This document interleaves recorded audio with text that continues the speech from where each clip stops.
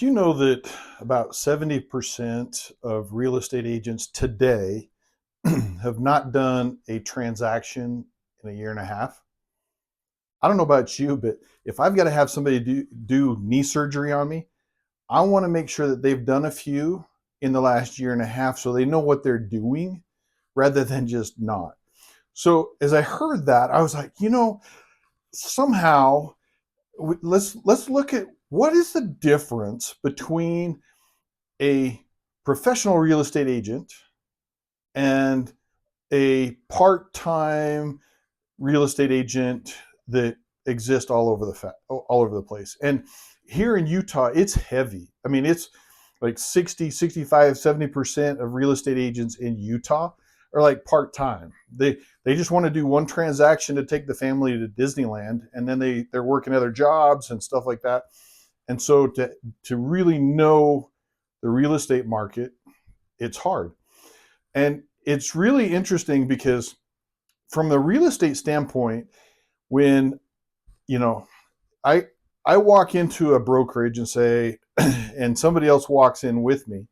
So I walk in, marketing degree, 35, 40 years of sales experience, 8 years plus, with, marketing degree. I mean, using it not eight, 15 years.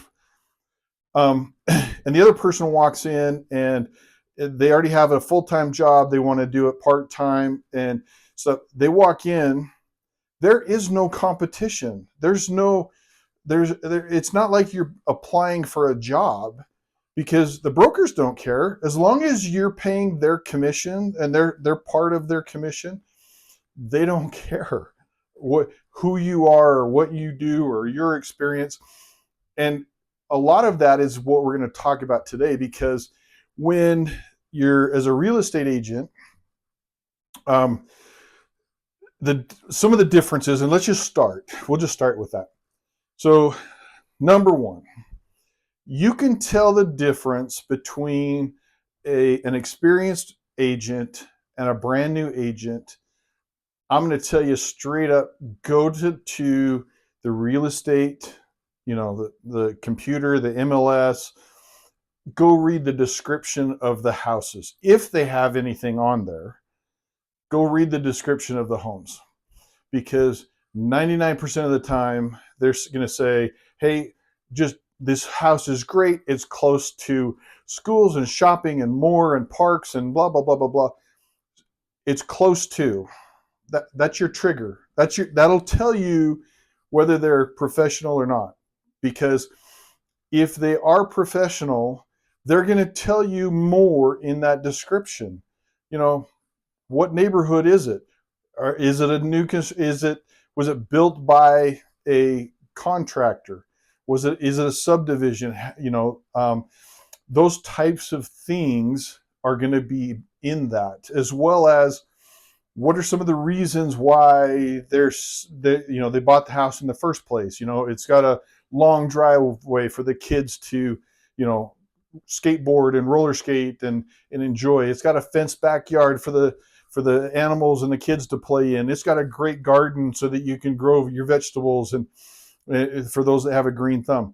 That's what I'm talking about when I say story. Tell the story of the house. But that's how you know the difference, because one, it's close to this, close to that, close to this, the freeway. Blah, blah.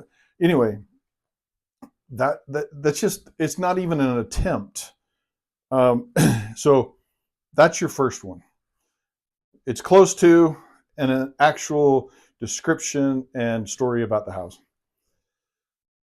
Number two, this is an interesting one, because when you start talking to the agent, it's, do they listen?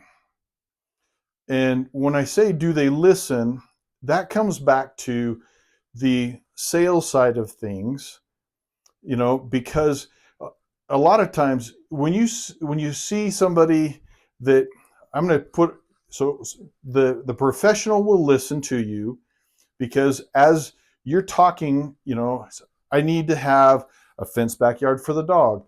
I need to have live on a quiet street so my kids can play. I need to um, I need to have a swimming pool. I need to, be within walking distance of the elementary school. I need to be in this city limits. I need all of those things funnel you into, and that's all part of the sales process. But you have to listen. You have to listen to what that person is saying and what you're saying. So listening is one. The other one, the non-professional, the new agent, the part-time agent, whatever, they are going to be a tour guide. It's like, oh, hey, cool. Look at this. Look at this bathroom. Look at this bedroom. This house is cute. Just all those kinds of things that they're they're just running and just going house to house to house to house. They're a tour guide. I mean, it's just like, hey, keep your hands and arms inside at all times as we go on these tours. I had a guy one time, he went and showed like 50 houses over a 4-day period.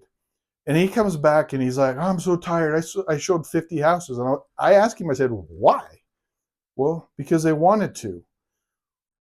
Why did why did he not help them with that process of picking the house? Well, I want something newer. I want something that's vintage and has some antique and historical value. I want, something in a small town. I want to be in the middle of everything. I want to, it's not that hard. But anyway, so professional is going to listen and help you with that sales process to really figure out and find what you're looking for. The other one, not so much, tour guide. All right. So number 3, and this list, we're 9. So we're number 3 here. So, and we're going to go back to the brokerages. So your brokers, what they'll do is when they have somebody that comes in that doesn't know anything, isn't a salesperson, has never sold, is scared to talk to anybody, whatever, they will help them and give them scripts. And so it's all written out verbiage, and it's like, hello, may I talk to fill in the blank, customer's name, person's name, about your great home at 123 Main Street, again in the script. It's in the script, and you can tell when it's a canned, I call it a canned presentation. Excuse me, canned presentation or a script, because if you ask a question like, yes, I am the owner here, and I'm but I have somebody that I've already talked to about selling the house. They won't stop because it's a script. It's like, oh, well, if you get this answer, then move to this question. If you get that answer, then move to this question. They cannot do it on their own because they don't have the experience. And so your brokerages give them scripts. They give them websites. They give them, all kinds of things like that to help them along the line. And so, with with that, a professional is able to have that conversation and be able to come in and say, let's look at the house. You have any questions? And as you go, that's part of a really good salesperson and realtor, is that you can ask questions or they'll ask you questions, and it's a conversation. It's not a one side, fill in the blank, one side, fill in the blank. Oh, answer this, go to part A or B. It's a conversation. So that's how you'll know. It's a conversation, not that way. All right, number 4. Number 4 is one of those that you get all the time, and it's so easy to pick up on. It's like, so again, go to the MLS, just start looking through things. Go find pictures that were taken by an iPhone. And you can tell the lighting's horrible. You'll see the person in the background like this. They'll be in the mirror, because they don't know what they're doing. Sometimes they'll be way up high. Sometimes they'll be way down low.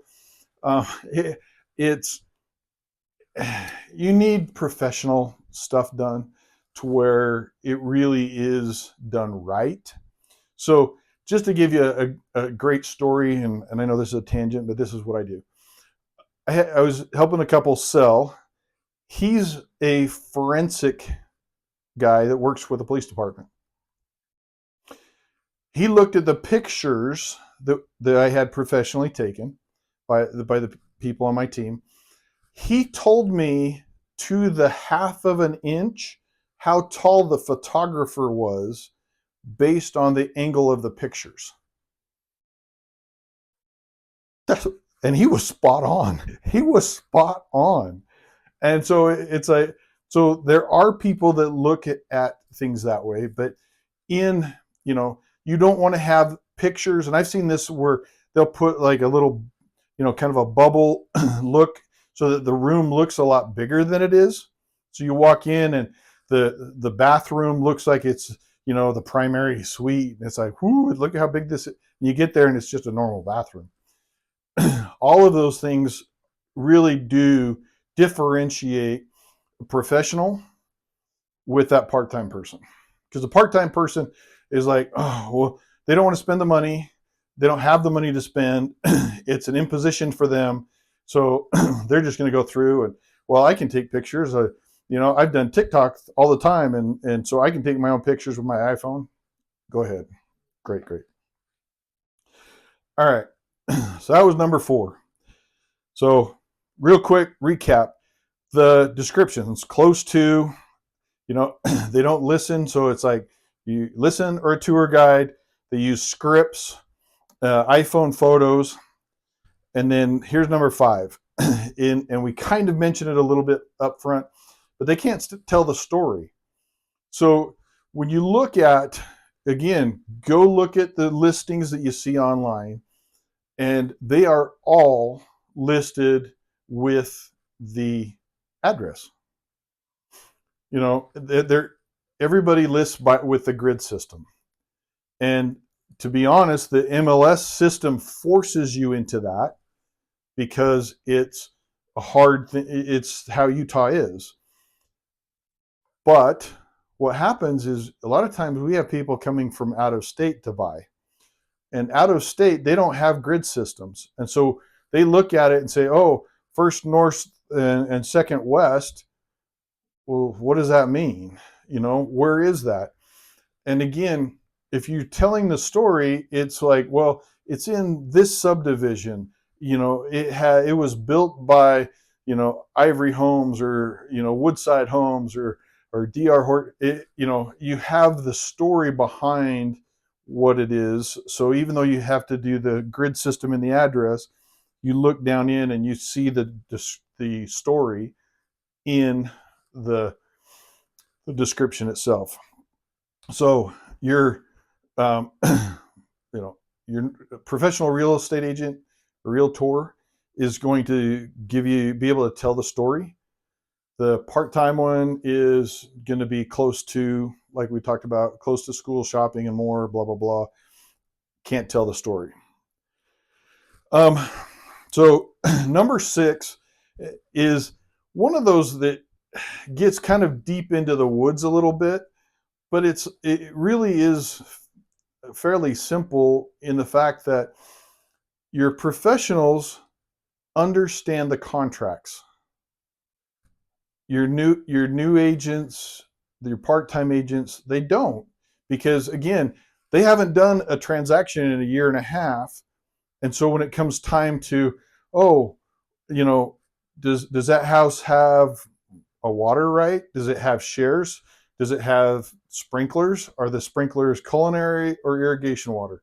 What is it? Well, what about an HOA? How is there a transfer fee? Is there not a transfer fee?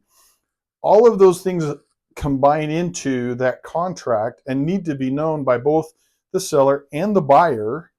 So you need a professional on both sides of the transaction, because if you don't, then you're going to be like, oh, it's going to be hard because you're not going to understand fully, even though they could get it done. You move in and go, oh, I didn't know I had irrigation sprinklers I had to pay separately from my water bill. That type of stuff. Um, or I didn't know that there was a special assessment with the HOA that I had to pay in addition to the HOA fee. um, and stuff like that happens, but you need to know how that works. And it's in the contracts, or should be in the contracts. If it's not in the contracts, it needs to be communicated and negotiated back and forth between two professional realtors. So understanding the contracts to really understand what you're doing time frame wise. Had a transaction that I had the seller where I was helping them sell their house. Had an agent that worked another job. I couldn't talk to him until after 5.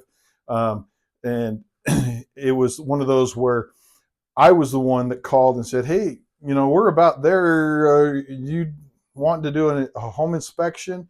Hey, we're about there. It's about time for the appraisal. Are you guys planning to do that? Hey, are you guys going to do a last walk? I was the one because, again, professional and, inexperienced, or however you want to put that. And so that's the difference there. That they just don't understand the contracts, the timing, the verbiage, what's in it, what should be in it, if there's things that aren't there but are extra that should be, how do those work? All of that stuff goes into those contracts. All right.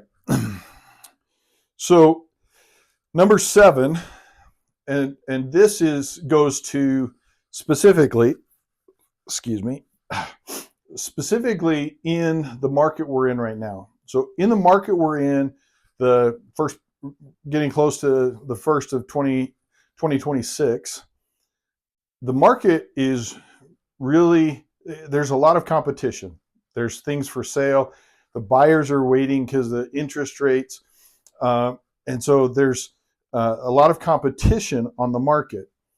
Well, if there's competition on the market, do you really want a mom and pop brokerage, Uncle Festus Real Estate, with a goofy sign out in the front yard that is just tied to the MLS?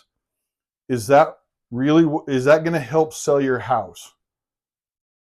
Is it going to help you sell your house to use, Uncle Festus Real Estate? That's the agent. It's your nephew, but he's 70 miles or 100 miles away, but yet he's going to help sell your house. How is he going to help sell your house? He's not there. He doesn't know the area, doesn't know the market, doesn't know the school systems, doesn't know the pricing. And so you sit there and you look at it, and you need to have, right now, you need to have the big boys helping you that have access to more than just the MLS. So like in my world, so part of Remax and part of the Gold Capital system, I can access and advertise to agents basically from Colorado West in different groups. So there may be somebody looking for a house in Seattle, and I'm advertised to that direction, and then they come right to me because they saw it through the partnerships that we have that are beyond just throwing it online. And there's a whole bunch more things attached to it there. But, but again, today, you really want to have, like I said, that Ford, Chevy, Dodge. You want to have the big boys sign in your yard because they do a whole lot more than just your little bitty mom and pop shops that, are come in and they're nice, but they're just going to throw it on the internet. And again, you're going to probably see a lot of the things that we've talked about with the real small brokerages, because they're going to come in, they're going to do the descriptions where it's close to, They're going to be kind of the tour guide. They may use scripts that they got offline somewhere. They're going to take pictures with their iPhone. I mean, they don't know how to tell the story. When so use the big boys, especially in the time we're in right now, because you need the extra leverage that they're going to bring. So anyway, so that's number 7. Um, number 8 really boils down to in the real estate world, you want to have a great team. And you want to be able to have somebody there. And when I say team, I'm not talking about other realtors. I'm talking about teams that are going to help the buyers and the sellers of their homes. So, do you have a great mortgage company? Every mortgage company does their own specialized mortgages. Your banks, your credit unions, they have specific criteria, and a lot of times they keep their stuff in-house, their mortgages in-house, and so they have a special criteria for their membership, and usually got to be a member of the credit unions. So you have your banks, your credit unions, you have mortgage brokers that have access to multiple things. You have mortgage people that specialize in, the self-employed. You've got guys that are specialized in VA. That's what I'm talking about with a team, because if I have somebody coming to me saying, hey, I need to buy a home and I'm a veteran, I want to use the VA loan, I don't want to go to just anybody. I want to go to somebody that specializes in that. I know who those guys are because they're part of my team. I have somebody that, and I would stand on my head, and I probably can't, but I'd stand on my head to tell you that I've got the best team around. A lot of that comes from being an old football coach, sideline. But anyway, but I've got the best title person. I've got the best mortgage people. I've got, the best home inspector. A lot of your home inspectors, that go in and look at homes, they feel like it's their job to scare the buyers rather than educate the buyers. My guy will educate the buyers, but not scare them. And I mean, to the point where, when it came to my dad's house and my mom's house, my inspector was the one that helped them get into that, inspect the house. Found a few things in there that needed to be done. So, but he helped that. He's awesome. And, it's interesting because he and I have gotten in with some weird things, some houses in the back from the 1880s with the rock foundations and the big logs, across for beams, to houses that have been moved that literally they'd had stacked rocks up in the middle of the house to hold the middle of the house flat, level, so it wouldn't bow. Anyway, so having a great team around is really important. And a lot of times what happens is you have, you can tell because with a great team, they're gonna help educate me, and they're also going to help educate me where legally I want to stay out of my wheelhouse. So from just, we start talking about water rights and water, I know enough to be dangerous, but when it comes to, a buyer looking at a property, we're going to go pull it first and really understand exactly what's going on rather than just saying, hey, let's go. When we're selling a house, we're going to pull the title report, make sure that the right person's selling it. Somebody that is selling grandma's house because grandma passed may not have the legal right to do so. Do we know that? Well, as a professional, that's where we're going with my team. As a newbie, they'd just be like, woohoo, let's go sell a house.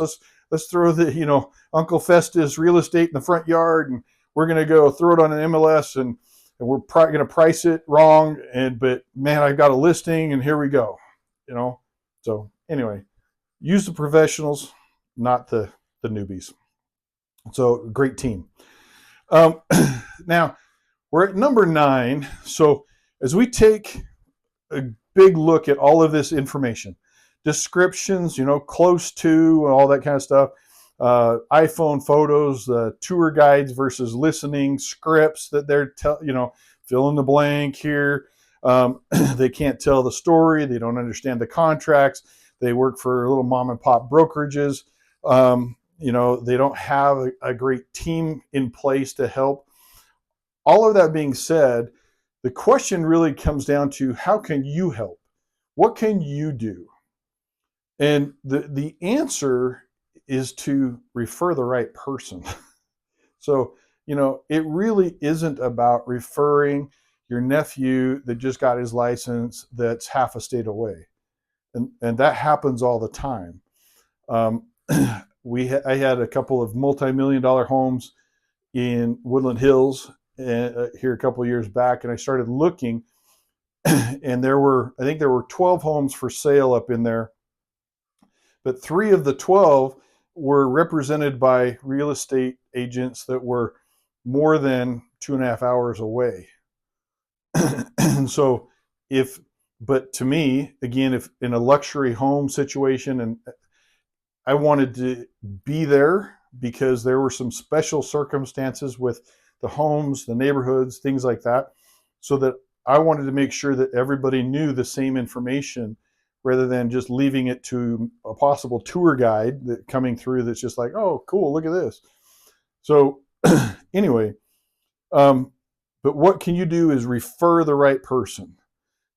Use the full-time agent. Use somebody that is out there and knows what they're doing, knows that you've seen them do things, you've seen them help people. Just everybody that gets their license has to start somewhere. Got it. I got that. But let them help. Let them do a little condo close to them where they know the whole area and stuff that way. Had a couple that were looking at selling their house, decided that, went in, talked to them about their house. There were some issues with the house that they were like, don't want to necessarily fix that or whatever.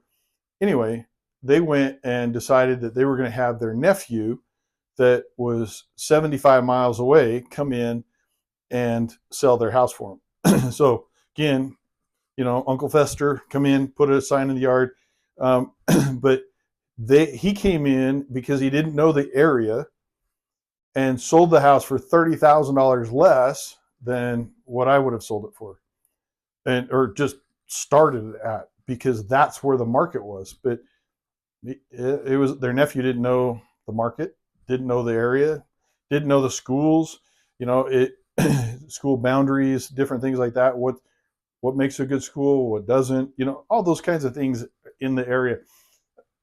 Use a professional, use a specialist, use a real estate, professional, a realtor that knows and it's full time.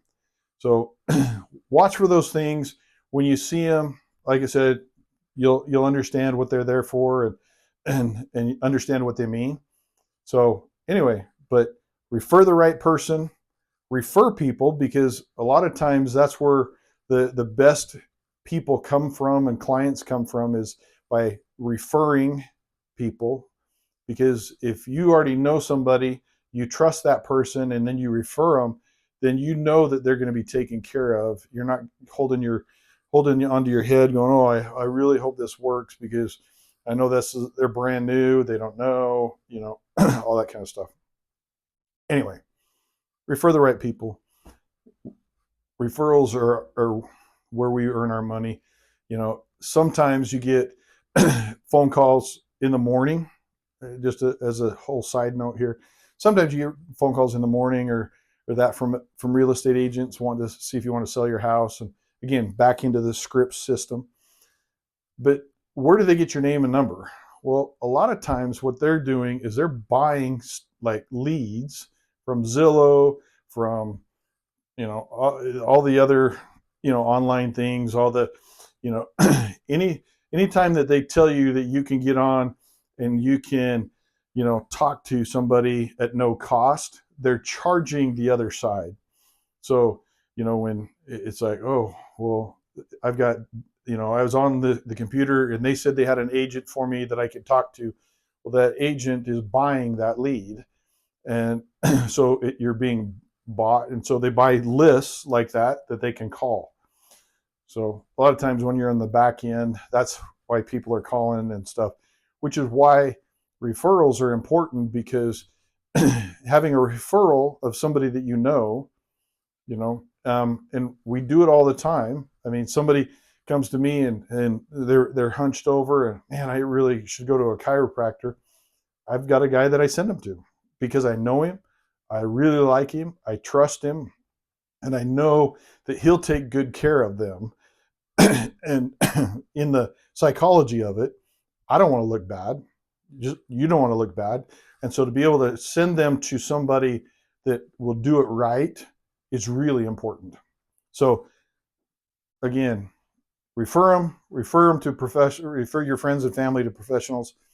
And with me, I I really work hard with new construction, because in the area where I'm at here, there's a ton of new construction, which means contracts from 6 pages to 46 pages, all kinds of different things that are going on back and forth, different structures, different deposits, timelines, all that kind of stuff. But then I also am I'm the person that I can sell what others can't, because I go in and tell the story. I can go in and look, because in this area, you're competing against the new construction. Well, what's the difference? Why the difference? How can we sell against that new construction? I got you, because I can sell what others can't.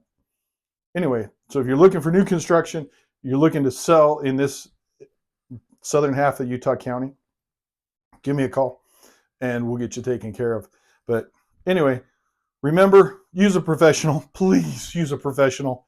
You don't want your nephew that just became a heart surgeon doing open heart surgery on you. Use a professional. All right. Have a good day.